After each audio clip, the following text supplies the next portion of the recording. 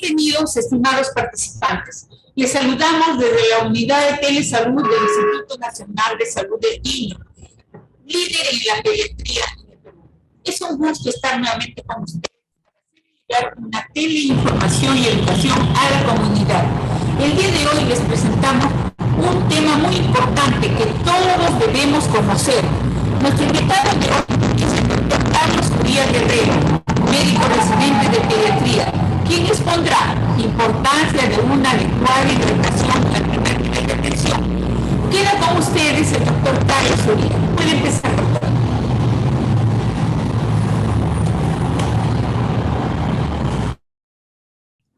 Bueno, ante todo, buenas tardes.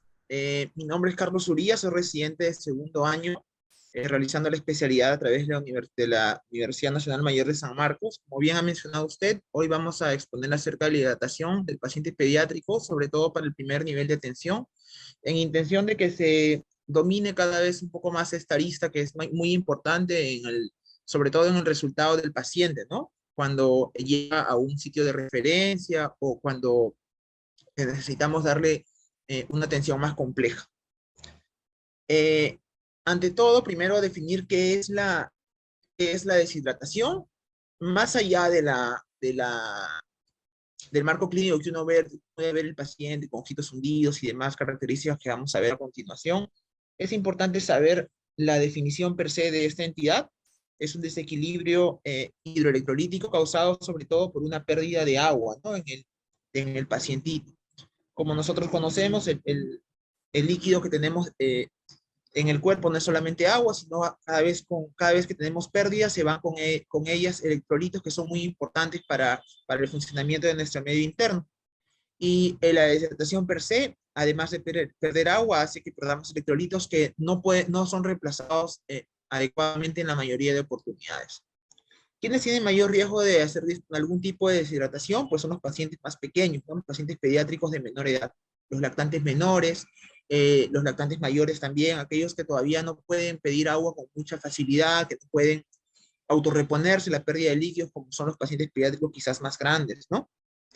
¿Por qué? Porque los bebitos son en su mayoría de peso, el porcentaje de agua que los representa es mayor. Entonces, claramente el impacto que tienen de pérdida de la misma es mayor para ellos también. Además, requieren mayor recambio de agua durante el día, mayor recambio de electrolitos, ¿no? Un paciente pediátrico ya mayor incluso puede no tomar agua gran parte del día y puede reponer lo faltante, digamos, en una toma siguiente. Un ejemplo es cuando los pequeños van, por ejemplo, a los colegios, los jardines, pueden estar toda la mañana sin tomar agua y luego por la tarde, al reponerla, pues pueden sopesar ese déficit de las primeras horas. Eso no sucede en los pacientes pediátricos más pequeños, en los cuales es muy difícil regular el tema del agua, ¿no? Además de que los pacientes pediátricos tienen una inmadurez renal fisiológica, nuestro riñón empieza a madurar recién a partir del segundo año de vida.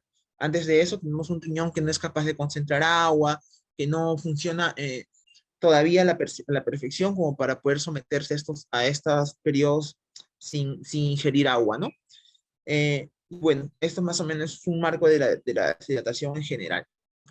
La mayoría de cuadros de deshidratación ocurren en pacientes muy pequeños, como se había mencionado, y menores de 18 meses digamos, la piedra angular en el manejo, ¿no? Quizás en los pacientes un poquito mayores de este grupo etario, pues podríamos tener ligera permisividad, pero antes de eso, los pacientes que llegan deben estar vigilados de manera muy estrecha. Uno puede ver al paciente al llegar muy tranquilo, muy activo, que no le falta mucha agua, y por ahí en el interín de que cambiamos de una atención a otra, o no damos bien la indicación de agua para el cuidador o el personal de salud, pues en muy poco tiempo puede haber un desenlace bastante importante, ¿no? Además, es importante verificar también cuánto de peso ha perdido el paciente en torno a la deshidratación, porque eso nos va a ayudar a discernir qué tipo de manejo vamos a dar, como se va a ver ya en unos slides más adelante, ¿no? De manera muy general y también bastante fácil de aplicar, es de que si el pacientito ha perdido muy poquita agua, menor al 5%, pues este paciente tiene una pérdida leve. Si pierde entre 5 al 10%, la pérdida es moderada, y si es mayor de 10 es severa. Esto aplica sobre todo para los pacientitos muy pequeños, ¿no? Menores de 35 kilos. Para los mayores de 35 kilos, como habíamos mencionado, que tienen menos porcentaje de agua, pues ya los porcentajes se estrechan un poco más, ¿no? Menos de 3% es leve, de 3 a 7% es moderada y mayor al 7% severa. Tan o más importante que saber los rangos para poder clasificarla el leve, moderado, severa, es importante el aspecto clínico que vamos a ver a continuación, ¿no? Antes de pasar a eso, ¿por qué es importante que nosotros sepamos cómo manejar la deshidratación? Porque es una de las principales causas de mora y mortalidad en nuestro país, ¿no? Si vemos el mapa del Perú, pues casi todas las zonas están en rojo, ¿no? Que es donde tenemos mayores de estas causas. Va muy de la mano con el tema de la diarrea, que es otro ítem muy importante de desarrollar, que, bueno, lastimosamente no es el tema principal de esta exposición, pero es muy importante manejar también el tema de la diarrea aguda infecciosa, porque es muy común de que vaya de la mano con el tema de la deshidratación, sobre todo en los pacientes pequeños. De hecho, la norma técnica de nuestro país las trata en una misma en un mismo documento, ¿no? Porque es importante tanto diagnosticar el tema de diarrea como manejar el tema de la deshidratación. Recordar, solo es para mencionar, que la mayoría de procesos virales, pero procesos diarreicos son de causa viral, ¿no? Otra arista importante es el uso de antibióticos desmesurados, que bueno, se tocará quizás en otra exposición. Como se había mencionado, es importante verificar que el paciente esté deshidratado, en qué grado de deshidratación está. Sin embargo, tan importante como esto es saber de manera solamente clínica que el paciente está deshidratado. De hecho, la intención siempre será de que ese diagnóstico sea meramente clínico, que no requiera ningún tipo de examen adicional, que simplemente a mi inspección y también pues a la anamnesis con la mamá o con el padre o quien esté a cargo del pequeño, pues yo pueda verificar de que mi pacientito está deshidratado. Usualmente cuando las deshidrataciones son muy leves, pues incluso ni siquiera se pueden percibir, ¿no? Llegan con la historia nada más la mamá mencionando que el paciente pues, no quiere lactar, puede estar resfriado, ¿no? Y al estar resfriado por la irritación que hay al nivel de la orofaringe, el paciente puede tener menos avidez por lactar, o puede estar con diarreas, la mamá le dice, no doctor, mi pequeño está con diarreas de tales características, lo cual ya me hace sospechar que el paciente esté deshidratado. Yo el examen físico podría no verificarlo, de repente es un paciente que luce bien, activo, ojos no hundidos, el llenado capilar está ok, entonces esa deshidratación pues no la vamos a verificar. Es nuestra responsabilidad verificar las deshidrataciones de moderadas a severas. Esas no hay razón ni motivo para que se nos pasen de largo, ¿no? Usualmente cuando hay más del 5%, que es lo catalogado como moderada, pues ya hay signos clínicos evidentes, como por ejemplo el llenado capilar lento, la disminución de la elasticidad o de la turgencia de la piel, se nota la piel bastante áspera, ¿no? Y la alteración de patrón respiratorio, que por una fisiopatología que no vamos a explicar ahora por un tema de tiempo, es una de las alteraciones muy importantes y más precoces que se ven en los pacientes. Otra cosa es que el paciente, bueno, hay que hacer un diagnóstico importante de cuál es la causa de la deshidratación. Es bastante diferente manejar una deshidratación en un pacientito pues, que tolera la vía oral, en otro paciente que esté con diarreas y con vómitos, ¿no? Eso es sumamente importante para el manejo y también para las indicaciones a posterior que se le va a dar al cuidador, ¿no? Y además, como se había mencionado durante la exposición, es importante clasificar sobre todo la severidad. Más que la concentración de sodio en el plasma, que de repente en el primer nivel de tensión es un poco más difícil de hacerla, sobre todo la severidad de la deshidratación, ¿no? Como se había mencionado y vemos en la tercera viñeta, usualmente cuando el paciente tiene mucosa seca, apariencia normal y los ojos no están hundidos, o sea, vemos un paciente que solamente tiene la historia de haber estado vomitando, es muy probable que la deshidratación solamente sea leve. Esto vamos a ver ahora en las características clínicas. Y lo puedo pasar. Ya. ¿Cuáles son los signos clínicos de deshidratación? Los que están en bueno, son todos los que podemos ver. Este es un esquema, digamos, o un diagrama sacado de la norma técnica, donde los cuadraditos que están encerrados con rojo son las banderas rojas, ¿no? O red flags en inglés, que en otra literatura, digamos, la asocia con un mayor grado de severidad. ¿Qué quiere decir? Que yo puedo tener al encontrar yo en mi paciente estos positividad en estos recuadros rojos, pues es más importante que tenga una deshidratación ya moderada, ¿no? Como se había dicho, la persona de urgencia de los tejidos, la taquimia, el llenado capilar lento. También, sin embargo, los demás están relacionados, ¿no? La taquicardia, si el paciente perdió mucho volumen, la pérdida de peso, que sobre todo se va a objetivar si es que el paciente tiene un peso reciente, por eso es importante que los pequeños lleven sus controles, ¿no? Adecuados de acuerdo a lo programado. Si yo tengo un paciente que recientemente ha venido de control, pues puedo saber cuál es su peso basal. Entonces, con el peso basal y con el peso que tengo en este momento, pues puedo verificar cuánto porcentaje es que es el que ha perdido y tener más certeza de en qué grado de severidad está. La oliguria relacionada al que el cuerpo intenta retener más agua para evitar la deshidratación, las mucosas secas, el nivel de conciencia reducido, que no esté en bandera roja, porque si bien es algo muy importante, muchas veces es un poco difícil de evaluar. La fontanela deprimida, que sí es muy importante en aquellos pacientes pediátricos más pequeños, en los cuales pues, se puede todavía palpar la fontanela y los ojos hundidos y sin lágrimas. Esta es una tabla, bueno, está en inglés, solamente para mencionar, pues que cada vez hay más banderas rojas que relacionar con los pacientes.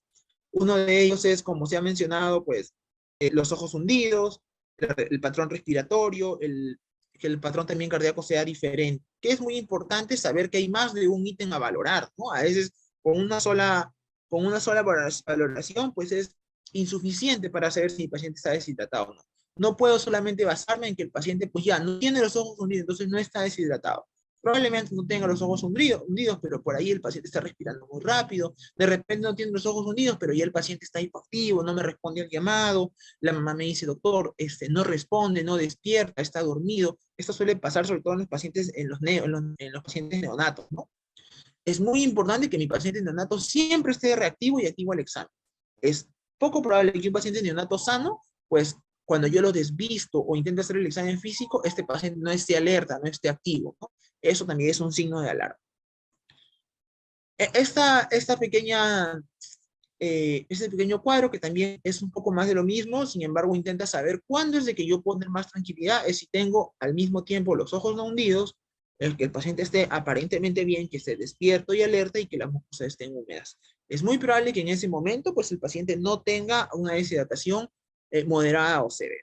Sin embargo, lo severo y moderado que ya se ha visto antes, pues va de la mano con los ojos hundidos, con la sed incrementada, el llenado capilar alterado, ¿no? Eh, los problemas en la respiración que se reflejan como taquimia o como polimia, que respire más veces de lo normal o más desordenado que lo normal también. Entonces, más o menos para que podamos saber a qué paciente nos enfrentamos. Como se ha mencionado, el diagnóstico de la deshidratación es eminentemente clínico, ¿no? Cualquier personal de salud o cualquier, digamos, fuente de información, porque es importante saber qué fuentes utilizamos, que nos refiera de que requiero tomar algún tipo de examen para yo poder hacer el diagnóstico de la deshidratación, pues es poco fiable, ¿no? Nosotros simplemente el examen físico del paciente, pues ya podríamos o deberíamos saber que está deshidratado e incluso poder intentar discernir qué grado de deshidratación tiene. Esto pues se va mejorando con el ojo clínico, ¿no? Que hay que se tiene que ir adaptando de acuerdo a la cantidad de pacientes que se vayan revisando. Sin embargo, para un manejo más específico, pues hay algunas pruebas complementarias que se pueden realizar. Sin embargo, si en el primer nivel de atención o estoy en una posta 1-3, no tengo un laboratorio, entonces no tengo la posibilidad de hacer los exámenes, esto no debería variar mi manejo, ¿no? Y bueno, es importante también que identifiquemos los factores de riesgo para evitar uno nuevo. De repente la mamá tiene la historia de que, bueno, no se efectúa correctamente el lavado de manos, o de repente ha comprado algún tipo de producto y no lo ha lavado bien. Usualmente son relacionados a temas de la higiene, ¿no? Los cuales en la mayoría de casos, gracias a Dios, se pueden corregir. De hecho, ya en el tiempo que tenemos, ¿no? Cada vez debería ser menos probable que tengamos un paciente deshidratado severo. La intención es que cada vez se pueda identificar mejor a estos pacientes y se les dé el manejo oportuno. ¿Cómo se debe cumplir la hidratación? Tiene que ser oportuna y adecuada. ¿Qué quiere decir? Que no esperamos que el paciente pues deje de tomar agua o esté muy hipoactivo o esté muy mal, para ponerlo en palabras fáciles, para empezar la hidratación. Si mi paciente ya está vomitando o está con diarreas, ya es signo o indicación de que yo le debo aumentar el aporte. No voy a esperar pues, ¿no? que verlo deshidratado para empezar a hidratar. La vía oral siempre va a ser la de primera elección porque es fisiológica, no es la que utilizamos todos para hidratarnos, es segura, es sencilla y claramente es de bajo costo, ¿no? Porque la vía endovenosa, por poner un ejemplo, la gastroclisis, pues ya requiere el uso de los, de los insumos que incluso a veces no podemos estar a la mano. El bajo costo va de la mano con eso, darle vía oral reduce el ingreso hospitalario y permite continuar la alimentación del pequeño. El pequeño puede iniciar la vía oral para los líquidos y también luego de verificar que no vomite, pues podría mantener la alimentación, ¿no? Está asociada con una alta pronta cuando esto, pues, es exitoso. ¿Puede estar contraindicada? Pues claro, como todo en la medicina, nada es absoluto, todo es relativo, ¿no? Sobre todo si es que las pérdidas son mayores a 10 mililitros kilo hora, es una manera de a veces clasificar la diarreíta. Si la deshidratación es severa, ya empiezo, ¿no? De buena instancia y de primera con la hidratación endovenosa. Si hay alteración de la conciencia, tampoco esperamos que tome agua, esto va de la mano con la deshidratación severa.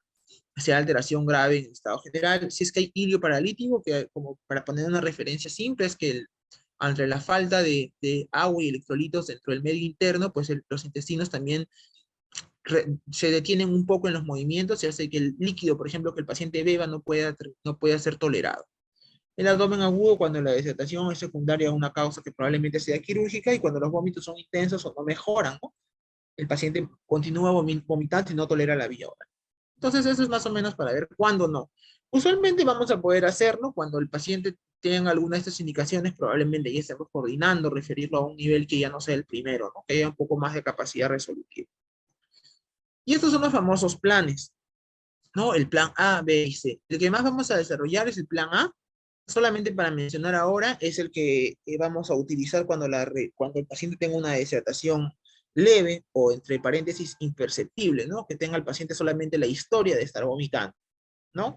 Incluso, esto se indica para los pacientes que tengan riesgo de deshidratación. ¿Qué quiere decir? Que son los pacientes de que yo no los pude verificar como deshidratados, pero que tienen historia de vómitos, si vemos el cuadro, 3 o más vómitos por una hora, si hay deposiciones elevadas, más de 4 en 4 horas o 10 en un día. El paciente que estuvo previamente en plan B y plan C, eso se va a desarrollar, veamos meramente el plan. O incluso un paciente que vive muy lejos, ¿no? Un paciente que la mamá te dice, doctor, vengo de, cuando dices de un recuerdo que tenía un pueblo que estaba muy lejos caminando, entonces si el paciente venía con historia de algún tipo de pérdida, pues no lo dejaba ir a casa, se quedaría en observación, sobre todo verificando que pueda tolerar el agua, porque yo no le voy a mandar hasta la casa para que luego vuelva a regresar diciéndome que no puede tolerar, ¿no? Y sospecha de cólera en la zona que afortunadamente pues cada vez hay menos, ¿no?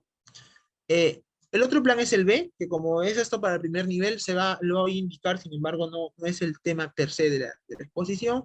Sin embargo, ya hay un volumen importante, ¿no? No les había mencionado, disculpen, el plan A, aunque bueno, lo vamos a ver más adelante, tiene todavía volúmenes un poco más relativos. El plan B ya tiene los volúmenes muy exactos. Quiere decir de que yo, de acuerdo a la pérdida que tenga el paciente, pues le voy a dar un volumen aproximado de 50 a 100 mililitros por kilo. Y esto lo voy a dividir en 4 horas. Aún no es necesariamente endovenoso, puede ser con cuchara, debe ser lento, debe ser gentil, ¿no? La hidratación. Puede continuar con la leche materna si el paciente si lo prefiere. Recordemos que la lactancia materna no solamente aporta líquidos, ni vitaminas, ni nutrientes. Es también el binomio que se hace entre la mamá y el pequeño, ¿no? Lo cual le da seguridad al pacientito. Se ha visto relacionado que hay una mejora en el tratamiento cuando el paciente pues, mantiene la lactancia materna con la mamá. No dar alimentación inicial, sobre todo porque es un plan B en el cual el paciente está en el limbo entre si se va a quedar ingresado o no. Y bueno, si es que no tolera, pues se puede utilizar algún tipo de sonda nasogástrica y demás, ¿no? Esto es importante saber de que hay un plan posterior, que es el plan B, donde tengo un volumen ya especificado de 50 a 100 mililitros por kilo y pues de repartir en 3 a 4 horas, ¿no? Se reevalúa a las 2 horas, si el paciente está mejor, pues podría yo incluso regresar al plan A, podría decidir completarlo, ¿no? Pero si el paciente no mejora, pues habría que pasar al plan C que vamos a ver a continuación. Cuando no mejora, cuando no tolera la hidratación con el suero, en lo que menciono en este caso, ni sea por la vía oral, ni sea por la sonda nasogástrica, cuando el paciente continúa con pérdidas muy importantes, también hay que pasar al plan C, o bueno, si los vómitos persisten, ¿no? Que va de la mano con no tolerar. El plan C es el plan más agresivo de todos, es un plan que incluso puede estar o no asociado con shock, es necesariamente por vía endovenosa, no es un paciente que ya no tolera algún tipo de líquido. Si el paciente está con shock, es un paciente chocado que tiene alteración en las funciones vitales, de inmediato, incluso si es que yo lo recibo así en mi primer nivel, pues se le debe indicar los bolos, ¿no? El bolo inicial es de 20 mililitros por kilo, con un suero fisiológico estaría bien el bolo y se pasa más o menos en 15 a 20 minutos. Es importante que sepamos de que si yo recibo un paciente totalmente chocado a causa de hipovolemia y que lo voy a referir, no puedo esperar que llegue al centro de referencia para empezar los bolos. Los bolos los empiezo. De hecho, mientras el paciente esté más pequeño, es más posibilidad de que responda al primer bolo. Entonces, o le coloco el primer bolo y el paciente debería mejorar bastante pronto. Si es que esto no sucediera, se puede repetir el bolo, ¿no? Hasta una tercera vez, separado más o menos del tiempo establecido, que son 20 minutos. De igual manera, si responde o no al shock con los bolos iniciales, este paciente debe ser referido. Si es que el paciente tiene una deshidratación severa, pero aún no tiene alteración que me haga sospechar que esté en shock, pues la hidratación más o menos es de 100 cc por kilo, ¿no? Esto se va a ir dividiendo. Si el paciente es muy chiquito, pues tiene un poco más de dificultad en tolerar los volúmenes. Vamos a hacerlo en 6 horas. Como está al lado derecho de la pantalla, pues iniciar de 30 mililitros por kilo en 1 hora y luego 70 mililitros por kilo en 5 horas restantes. Si el niño es mayor a 12 meses, puede tolerar mejor los volúmenes. Como verán, el tiempo se parte a la mitad, ¿no? Los 30 mililitros por kilo se dan primero en 30 minutos y los siguientes 70 en 2 horas y media. Es el tiempo más o menos a la mitad. Si bien tengo un paciente con deshidratación severa y sé que no tengo capacidad resolutiva y voy a intentar mandarlo, es importante que lo sepamos. Quizás en ese momento no tenga yo la capacidad de poder enviarlo. Muchos establecimientos de nuestro país lastimosamente no cuentan con ambulancia o estamos muy lejos de nuestro centro de referencia. Entonces, esto es importante que lo conozcamos. Quizás no a precisión, ¿no? Pero sí que sepamos que existen diferentes tipos de planes y que hay una indicación adecuada para cada uno y que esto va a depender del grado de deshidratación que se ha visto pues previamente, ¿no? Y el más importante, al menos el que voy a intentar que quede bien marcado, es el plan A. Es muy importante que sepamos que el plan A es tan o más importante que el B o el C. ¿Por qué? Porque es el plan preventivo. En la medicina nosotros tenemos que intentar de que todo sea en base a prevención y no a tratamiento, porque es más barato, porque favorece más al paciente, ¿no? Y en realidad esa es la importancia, que tomamos decisiones en las cuales el que sea beneficiado sea el paciente, en este caso el niño. Entonces, el plan A es quizás el más importante. ¿A quiénes le voy a dar el plan A? Como se había dicho, los pacientes que tienen riesgo de deshidratación. Yo de repente ni lo veo deshidratado, pero ya tiene riesgo. Ya veo a mi paciente que está vomitando mucho, que tiene muchas deposiciones, hasta incluso que de repente el papá no me entiende bien mi atención, no tiene agua potable en casa, no tiene cómo lavarse las manos. Este paciente, además de las medidas higiénicas que se deben indicar, debe tener el plan A. ¿Qué hace el plan A? Previene la deshidratación. Hay las iniciales ACRES, ¿no? Que es muy común haberlas escuchado, está también en la norma técnica tal cual, en la cual menciona de que cada letra posee una indicación. La primera es que se aumente el aporte de líquidos, ¿no? Si mi paciente ya está, pues, con aumento de vómitos, con más deposiciones, tengo que aumentar el aporte de líquidos. ¿Cuánto le aumento, doctor? Primero, hay un aumento por pérdida, ¿no? Si mi paciente, pues, tiene algún tipo tiene evacuación, tiene una pérdida por diarrea importante, si es menor a 2 años, se recomienda que sea de 50 a 100 mililitros por cada pérdida. Un equivalente aproximado es de un cuarto a media taza. Sin embargo, como todos sabemos, pues no todos tenemos la misma taza en casa, ¿no? Cada uno puede tener una taza de diferente tamaño.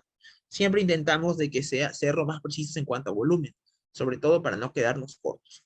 Si el paciente es un poco mayor, va a tolerar más, entonces le vamos a dar de 100 a 200 mililitros o de media a una taza.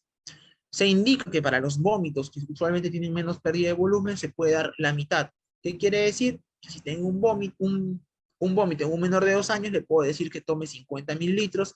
Si tengo un vómito en un paciente de 2 a 10 años, que sean 100 mililitros. Si el paciente es mayor, que bien es cierto, es poco probable que se deshidrate. El paciente puede tomar todo lo que desee. Se le va a indicar, ¿no? Que tome después de cada hidratación, pero más o menos cada sorbo que de un paciente mayor a 12 años ya equivale a 150 mililitros, que es la reposición aprox que se ha indicado. Usualmente no debería haber problema, pero hay que hacer hincapié de que tiene que haber una reposición por cada pérdida, ¿no?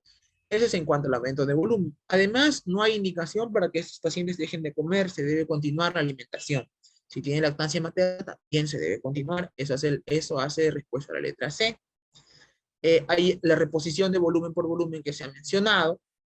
Hay que educar al paciente también, ¿no? El paciente no puede, cada vez que tengamos a un paciente tiene que irse con más conocimiento del que llegó.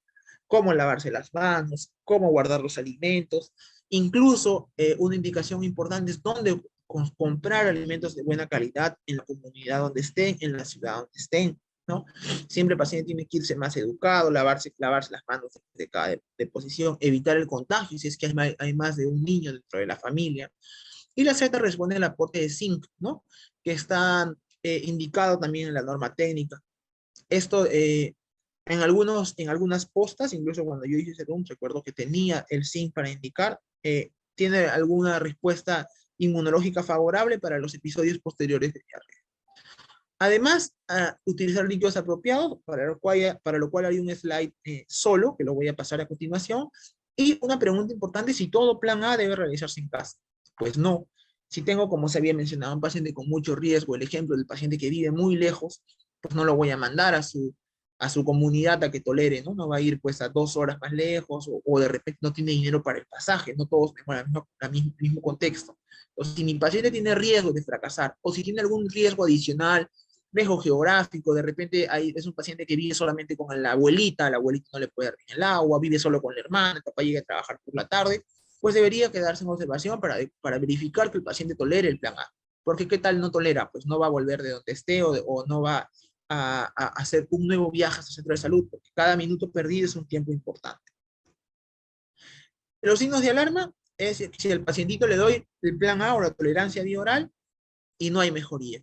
En vez de que mejore, lo veo decaído, ¿no? Lo veo decaído, hipoactivo, no responde al llamado, se mantiene con los ojos hundidos, la mucosa seca. De hecho, hay que reevaluar a ese paciente, ¿no?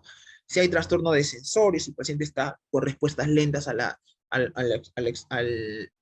examen o a las preguntas, hipoactivo o está irritado. Recordemos que en los pacientes pediátricos la irritación siempre debe ser valorada. Si las exposiciones líquidas se mantienen o aumentan en volumen, si no tolera la vía oral, si tiene fiebre persistente o se sangre en las heces, esto ya me hace redireccionar mi manejo, ¿no? Que usualmente va a ser la hidratación, pero quizás en otro grado, en un plan B inicialmente. Esto es en cuanto al tema de qué líquido usar, como se había visto previamente. Usualmente utilizamos el suero de hidratación oral y pediátrico basado en la OMS, sus indicaciones del 2002, donde es un suero de que tiene que tener más o menos una concentración con glucosa baja. Cuando estamos vomitando o con diarreas, pues es a veces un mal cuidado, que tenemos una indicación, digamos, un hábito que hay que intentar descontinuar, que es indicar bebidas con harto contenido de glucosa o de dextrosa muy azucaradas. Consideramos a veces de que al paciente les falta energía y que por eso es que hay que administrarlo. Sin embargo, por un tema fisiopatológico muy importante, hay que evitar que la glucosa sea mayor de lo que, incluso debe ser menor a lo que el paciente usualmente tolera, ¿no? Lo más importante es el contenido de sodio y además del volumen, ¿no? De que se tiene que dar a los pacientes. Nosotros usualmente podemos utilizar el Pedialyte. No es usual que se tenga, a veces se puede tener, otras veces no, no es que lo tengamos siempre en la mano, pero si queremos algún tipo de adicional al suero de hidratación oral que tenemos por Minsa, ¿no? Es el Pedialyte. Cabe mencionar que el suero de hidratación oral responde a las variables que están en la segunda columna, ¿no? Y por eso es un suero adecuado. Sin embargo, el sabor es poco agradable. No sé si alguno lo ha probado. Una opción importante que se puede tomar es el Pedialyte. Se responde los requerimientos, ¿no? No es muy caro y responde los requerimientos sobre todo de sodio y de glucosa que tiene pues un suero adecuado para un paciente.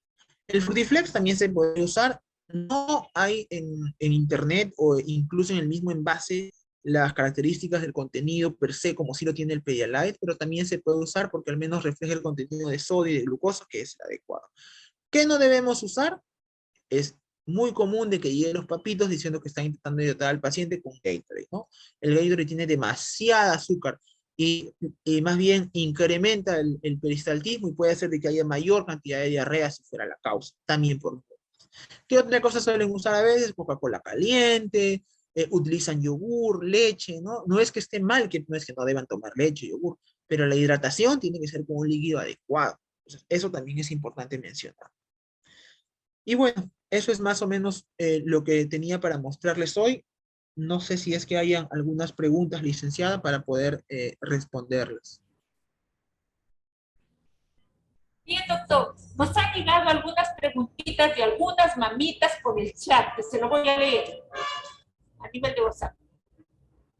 ¿La Sí, claro. rehidratación oral en niños pequeños debe iniciarse en tomas por vasos o es mejor por cucharada o según tolerancia? Dependerá de la edad. Es importante de que mientras más preciso sea en volumen, es mejor, ¿no? A veces las cucharas pues son de diferentes tamaños y las tazas también.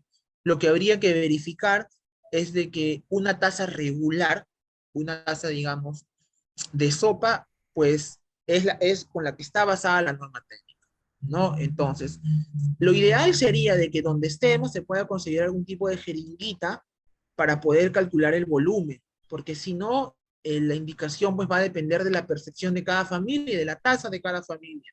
¿Qué tal si una familia tiene una taza pues enorme y otra familia tiene una taza pequeña? Ya va a ser inoportuno.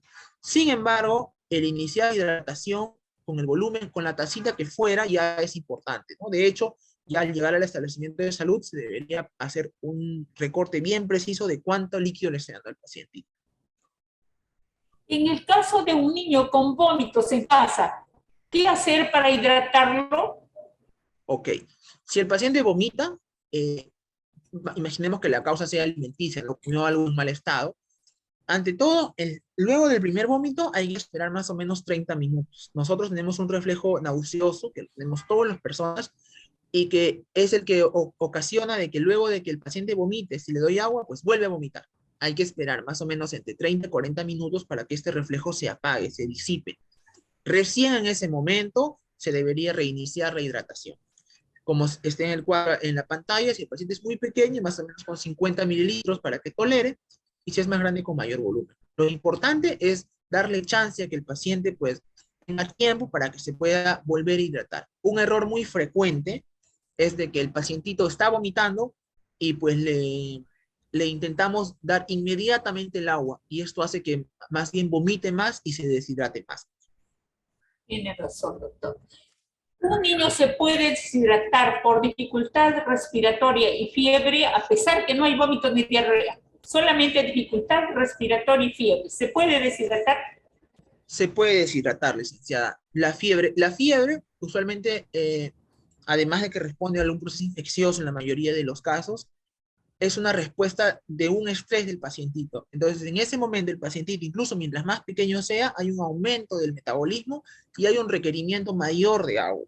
Cabe mencionar de que todos tenemos un requerimiento basal de agua, ¿no? Entonces, habría que ver cuál es el requerimiento de ese paciente en ese contexto e incluso cuánto más requiere por estar concomitando con algún tipo de infección. Puede que la infección sea de otro tipo, el paciente puede tener una herida en la piel, puede tener neumonía, por poner un ejemplo, pero aún así, al estar con este tipo de patología, ya aumenta su requerimiento hídrico. Incluso hay pérdida de líquidos, pues en muchos quemados, ¿no? También hay a Claro, través de la piel. es Sí. otro manejo diferente, ¿no? Los pacientes quemaditos, a partir de cierto porcentaje, pues ya requieren un manejo meramente a mayor volumen del mencionado ahora, ¿no? Bien, doctor. Una mamá nos pregunta, la boca seca, llanto sin lágrimas y orina escasa, ¿puede ser indicios de deshidratación? Claro, como se mencionó más o menos por aquí, ya la mucosa seca, como menciona usted, Sí. la mucosa seca, los llantos sin lágrimas, ya son signos de deshidratación. Probablemente ese niño que usted menciona ya está deshidratado, al menos de forma moderada, y hay que hidratarlo de manera precoz, ¿no? Nos llega otra pregunta. Nos pregunta, ¿el zinc se debe usar como preventivo de diarreas? El zinc podría usarse como preventivo de diarreas, por supuesto. Sin embargo, el tratamiento es un poco largo para la respuesta. ¿Qué quiere decir? De que yo lo puedo dar más o menos por 10 días y la disminución de las diarreitas pues será más o menos en 1 o 2 días. Lo importante es de que el zinc, mediante alguna vía de acción, hace de que la respuesta inmune gastrointestinal madure un poco más. Entonces no me protege tanto para este episodio, pero sí quizás para uno siguiente. Bien, doctor. Como usted conoce la realidad de nuestro país, pues hay zonas donde no hay ni siquiera centro de salud cercano. Había una indicación ya muy antigua que dice la preparación del suero oral casero. Así es. Lugares Yo donde no hay la tengo, centros de salud. Ya. la tengo ¿Cómo por es? aquí para intentar dársela. Denme un segundito. Ya. Porque sería ideal que nuestras mamitas sepan de inmediato cómo prepararlo en casa hasta acceder a un centro de salud. Ya les voy a compartir. Ahora de mi pantalla. Sí. Ya les voy a compartir. Este es de otra exposición, pero se lo voy a compartir para que lo puedan ver. Ya. Ahí lo logran ver. Esto es Sí, otra sí se ve, exposición sí se ve, sí que se es de ve. precios, ¿no? En la cual pues vemos lo que se había mencionado, cuánto es el costo aproximado del Pedialyte que se mencionó en Frutiflex, ¿no? Y esto es la panetela o el suero oral casero. No hay una evidencia fidedigna que nos responda el preparado, pero este es más o menos el que se suele indicar. Cuando yo hice serums, también me lo copié por ahí de una señora que me decía cómo lo preparaba. Lo hace, coloca 3 cucharadas de sopa llenas de arroz y las tuesta hasta que el arrocito quede dorado, ¿no? Y luego ese arrocito lo va a servir en agua. Este es el preparado de 1 litro. Para el sabor, le puede añadir canela y clavo de olor, ¿no? Y cuando esté hervido, ya este suero se puede hidratar. Se puede usar para hidratar. Como usted verá, es muy, muy fácil de hacer, ¿no? Son 2 puñados de arroz, el azuquitar, que mientras menos sea posible es mejor, y la cucharada de sal que nos va a dar el sodio que falta. Todo eso en 1 litro de agua, y eso va a hacer pues de que tengamos un suero casero, ¿no? Bien, Ahora mismo, que tomen nota las mamitas, ahí lo dejamos. Sí, sí, la ahora doctora. mismo los sueros pediátricos en sobre que da el MINSA, pues también pueden darse, digamos, a los papitos para que tengan a la mano ante un episodio de deshidratación, ¿no?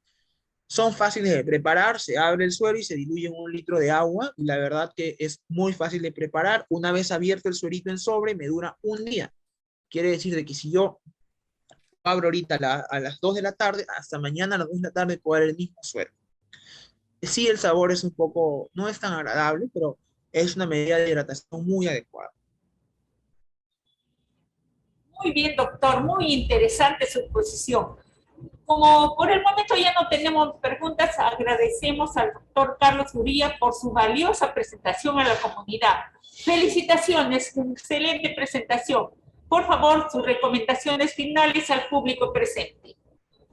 Bueno, muchas gracias, licenciada, por la oportunidad, y sobre todo, eh, mientras más pequeño esté mi paciente, no darle chance, ¿no? No esperar, ya va a dejar de vomitar, ya va a dejar de hacer diarreas, ahorita va a tolerar agua. Muchas veces la sobreconfianza puede determinar de que un paciente pase de una deshidratación leve a moderada. Recordemos, en el primer nivel de atención, lo más importante es la prevención. Es ir y que el personal que esté ahí me indique cómo me debo hidratar adecuadamente. No esperemos de que el paciente tenga mayor grado de deshidratación, pues esto puede tener un desenlace, digamos, peor. Incluso de repente no es de que el pacientito va a tener algún problema en su vida, pero de repente por el simple hecho de llevar tarde a mi paciente al establecimiento de salud, ya lo tengan que referir, y esto hace ya que el paciente esté alejado de la mamá, que es lo que más sufrimos los papás. Bueno, no tengo hijos, pero es lo que más se sufre, que estoy lejos de mi pequeño. Entonces, desde el punto de vista emocional, que es parte de la salud, es importante de que precozmente, de manera rápida, ya vayamos al centro de salud. Así como que diga, pues vayamos por si acaso. En los pacientes menores de 2 años no se puede esperar que la deshidratación avance, ¿no? Esa es la mayor recomendación, que estén atentos a cualquier signo de alarma, que vayan rápido al centro de salud, y pues que siempre vayamos con ganas de aprender un poquito más a cada atención, ¿no? Siempre el médico tiene, o el personal de salud que esté ahí, tiene la responsabilidad de enseñarle un poquito más, de que esa mamá, papá que vaya, sepa un poquito más cada vez que va, porque al final ellos también pueden ayudar a otras personas. Muy bien, doctor, excelente. Así que atención, mamita, estén alertos, sobre todo con los niños menores de 2 años. Alerta. Gracias a todos los que se conectaron con nosotros. Este y todos los temas que nosotros presentamos quedan colgados en la página web y canal de YouTube de Telesalud. Ahí van a encontrar cómo se prepara el suero casero y todas las recomendaciones. Revisen, por favor, y los esperamos el día lunes a la misma hora. Muy buenas tardes a todos. Gracias, doctor. Buenas tardes. Buenas tardes.